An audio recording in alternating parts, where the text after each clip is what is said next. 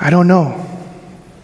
All I know is, in the midst of all my pain and suffering, I've never felt more peace, love, and comfort. In the midst of all my loss, I've never experienced more gain. The lowest points of my life have never been more filled with joy and hope. The most negative time of my life has become and is the most positive.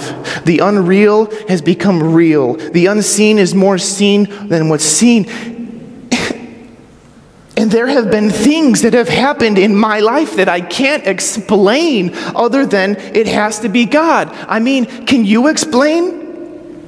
Can you explain what happened January 31st, 2013? Can you explain how I turned the radio on 3 times in the same day and heard the exact same verse each time? Can you explain how I got $17,000 without asking a single person? Can you ask how I got my bills paid without asking a single person? Can you ask how I got vehicles without asking a single person? Can you explain me? Can you explain my life, who I was then and who I am now? Can you explain the peace I have? Can you explain the joy I have? Can you explain my hunger for the Bible or why I go to church 4 times a week? Can you explain the miraculous healing in people? Can you explain the deliverance from addiction and bondage in some people? Can you explain how I got to preach here? Where did this message come from? Why do people willingly die for this gospel? Can you explain anything? No, you can't.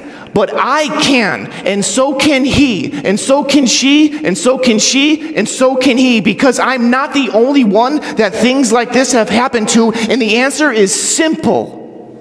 His name is Jesus.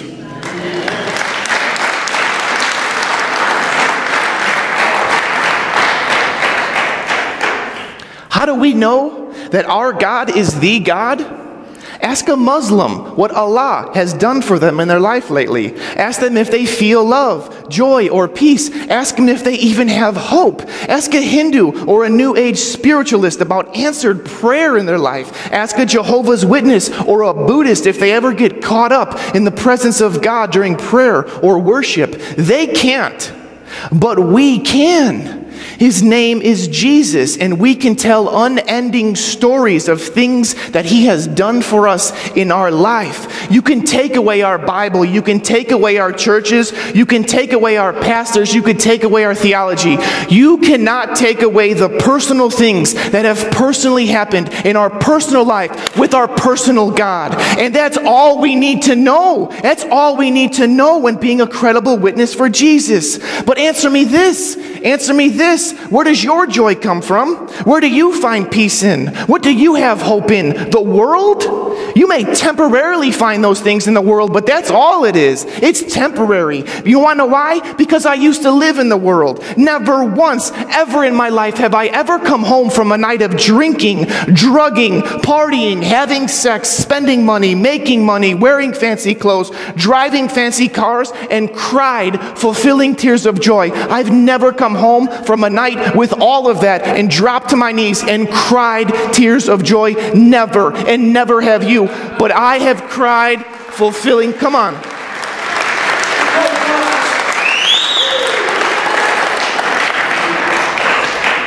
But I have cried fulfilling tears of joy with no job, no car, no benefits, no money, little food, home in foreclosure, facing prison time. Can you explain that? I can. His name is Jesus. We can witness to anybody with that evidence.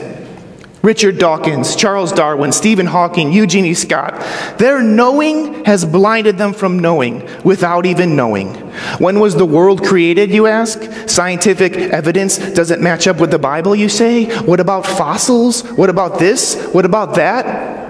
I don't know, and quite frankly, I don't care. All I know is I was blind, and now I see. I was dead, and now I'm alive. Can you explain that? Can you run a test on me? Do you need evidence that God exists? Well, let me present to you Exhibit A, and there's Exhibit B, and C, and D, and E, and I can go on forever.